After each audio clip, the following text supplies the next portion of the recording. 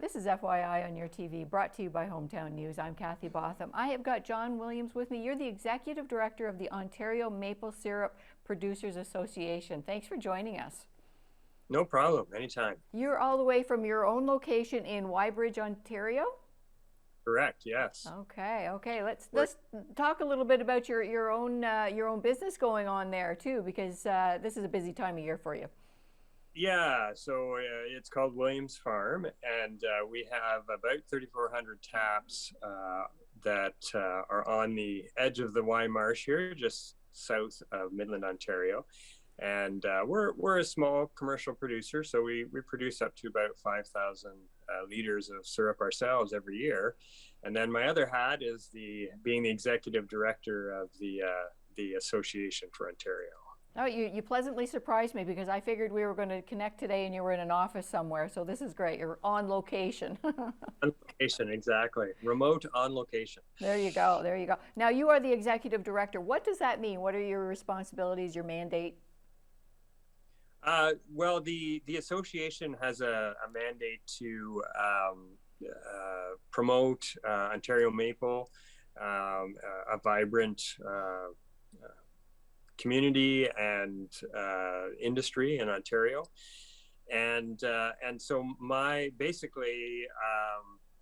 as the executive director, I help the board of directors execute their policies and what they're putting in place. I do the day-to-day, the nuts and bolts. All right. So now you recently you received received some funding from the Ontario Maple Syrup Producers Association. Actually, from OMAFRA, from the Ontario Ministry of Agriculture, Okay. Food Affairs. Yes, so that's what we are. We're the Ontario Maple Syrup Producers Association. Sorry, yes. Yeah, sorry, no problem. We call ourselves OMSPA. That's how we shorten it up to make it easier. So OMAFRA gave OMSPA $83,000 to help develop the maple sector in Ontario and for us to produce a new strategic plan going forward. So what does that mean? What does that mean, that amount of money? Oh, it's huge for us. We're a small, what they call commodity group, right? You have grains and beef and things like that. We call ourselves commodity groups. And we aren't a big associate. Like, we have 600 members, but our resources aren't huge. Basically, we have me half time, and so to get that kind of money from the province allows us the time.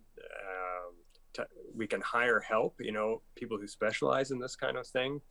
It also means we can take a really deep dive, if you can want to use that term. We've done strategic plans, several of them in the past before, obviously, and we usually do them for 5 years at a time. But this time we're really looking deeply at maple in general, and then how we can apply what's going on in other parts of the maple world to Ontario to create that healthy maple industry in Ontario moving forward. Okay, and I look back historically, so much has changed, like from tapping at a tree with a bucket to how many lines, how many trees have you got, you said?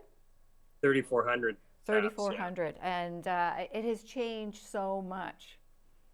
Yeah, the biggest producer in Ontario now is running at about, I think they're between 130 and 150,000 taps, up around that range. So there are some very big operations, yeah.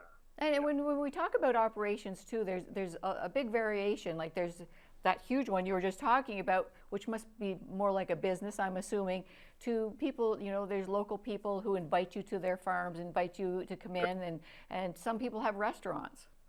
Yep. Yeah, for sure. And our membership is like that. We have everything from people that have 10 taps, and it's a fun thing for them, and or a family tradition, to do that, and all the way up to those very large operations. And so it can be anything from a hobby to something like me, where it's it's a significant part of my income, but it's not enough to be a full-time gig, right? It's kind of a half-time thing for me. And then you have those very large operations where you might need several people all year round, working away at it. And then you have a crew of 10 or 20 people during the season that are doing the work, so. And so much depends on the weather too. Yes, that is our biggest single factor. Everybody asks me this time of year, what do you think the season's going to be like? And we have a few things that can help point the way. It's always good to go into the season with some snow in the bush, because if we have warm weather, that helps keep things, keep the temperature down. But the biggest single factor for us is what the weather does during the season itself. That's right. That's such a big factor to it makes a difference between being a hobby to being your business is the weather. Mm-hmm. Oh yes, for sure. And a lot of us had a difficult time last year. We ourselves, we were down 40% because of the weather last year. A lot of people down 20%. Across North America, we were down about 20% last year. So. Wow. Well, you know what? When people start talking about maple syrup, we know spring is in the air and the good weather is going to be coming too. So it's always nice to talk about too. You've got Ontario Maple Weekend, which is April 2nd and 3rd coming up as well. Yes, correct. So that's the chance for people to get out into sugar bushes and sugar houses and, smell the syrup being boiled. Taste some of this year's crop, and take some home with you for the pancakes the next day. And these days we find people are using it in more and more things, right? You can use it in almost any place that you would use sugar. So but yeah, if people want to go to mapleweekend.ca, mapleweekend.ca, that's where we have listings of our participants across the province. So we'll have about 10% of our members, about 60 operations will have their doors open across the province for people to come in and see.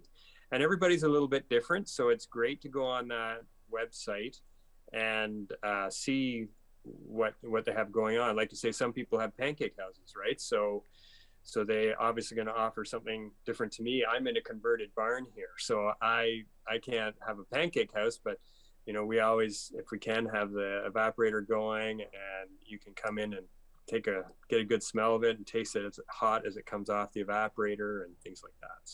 So you're able to welcome people into your barn?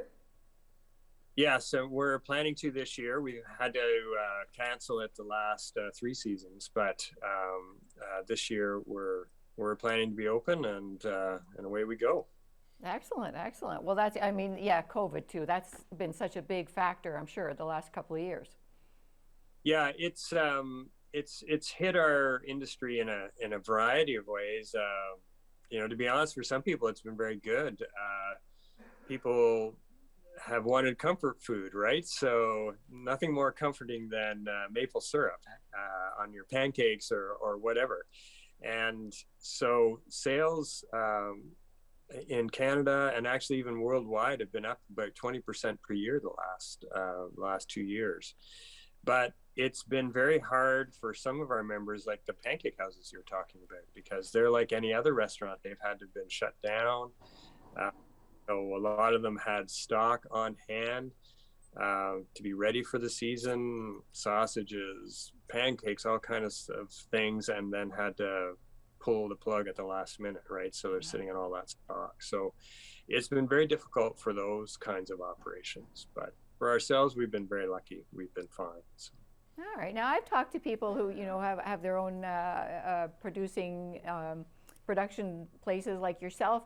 Are you able to predict? I like to talk to people. Predict when do you think it's all going to start? We're a little more than half tapped right now. So it's already started flowing? It takes us about 10 days to tap. So we can't, because of the number of taps we have, right? So we can't just kind of wait until a few days before the weather looks good. We have to be preparing ahead of time. So there's been a little bit trickling in, nothing major. But about a week, we're going to cool off here for the next 5-6 days. And then it looks like next week we may have a bit of a run. We'll just have to see how the weather goes, because it's very sensitive, right? If we get just above zero and we have a nice sunny still day, then boom, it could happen. But if it stays just above zero and it's cloudy with a cool wind, nothing will happen. So it's we don't really know until it starts to go. All right. Now, I've also spoke to other people too, and they sometimes have trouble with the little critters eating the lines. Have you got trouble with that? For sure, yeah. We probably replace, I don't know, between 2 and 5% of our tubing, and probably closer to 10% of the little lines that go right into the tree because of those critters every year. Yeah. So I have one of my employees is out in the bush right now fixing those things before we tap. Oh, So. awesome, awesome. I mean, when you go from tapping one tree with a bucket on it to all this, it just it makes life so much easier, but there's still a lot of work maintaining. Yeah, when you have buckets, it's there's more work during the season, right? Because you have to go and collect all that sap. We tend to have more of our work up front, right now, and all the preparation and making sure those lines are ready to go, and then it's a little easier to collect during the season. So yeah. It's nice to see some people doing it the old-fashioned way, but my goodness, it's so much more efficient this way. Yeah, it is. And you know, maybe 10 years from now, you give me a call and I'll be back to that. I'll be ready to, I'll be semi-retired, and I'll just have those nice little buckets to collect and sit and enjoy it. There you go. There you go. So when do you have to start getting ready? Like, obviously you've been knee deep into it already. Well, you know, to be honest, it kind of goes all year round. You know, we're always bottling. We store our maple syrup into big stainless steel barrels, hot, as it comes off our evaporator here behind me. And then once or twice a month, we're bottling it, taking it out of there, heating it up, filtering it, and putting it in bottles for our customers. So we actually go year round. This is the intense part is kind of February, March, and April. That's when it's really intense, those 3 months. So. All right. And how much sap does it take to make maple syrup? Because that in itself is amazing. Yeah, the traditional quote is 40 liters of sap to make 1 liter of syrup. But one thing we're finding with climate change is that the stress on the trees is actually reducing the sugar content. So we're probably starting to get closer to 50 to 1 now. Wow. Yeah.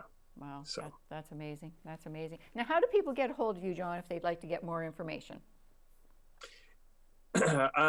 If they're looking for information on the association, we have a listing of our members, and we have recipes and all kinds of other things about maple at ontariomaple.com. So they can search there. If you need to contact me directly at the association, it's admin@ontariomaple.com is the address. And then just look up williamsfarm.ca if you want to see our personal operation. All right. And you are in Wybridge, Ontario. I can tell it's a bit chilly there because I can see your breath. Yeah, it's and it's cold in the barn here. So we're just, a little below zero this morning. So. Okay, so you're actually in the barn. You're not outside. I figured you were at the door or something like that. I could see your breath. No, I'm inside. Yeah, it's not heated. So. Wow. Yes. Well, not until the evaporators get fired up. It's going exactly. That's right. Yes. Now, are they wood burn evaporators, or are they? Yeah, I've got my phone sitting on a pile of wood that's right across from the evaporator. But yeah, I don't know if you can see it. There's a big door here that opens up.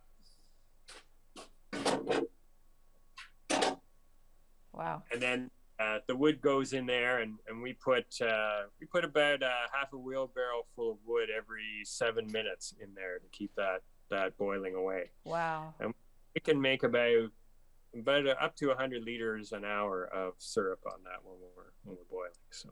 Wow. Amazing.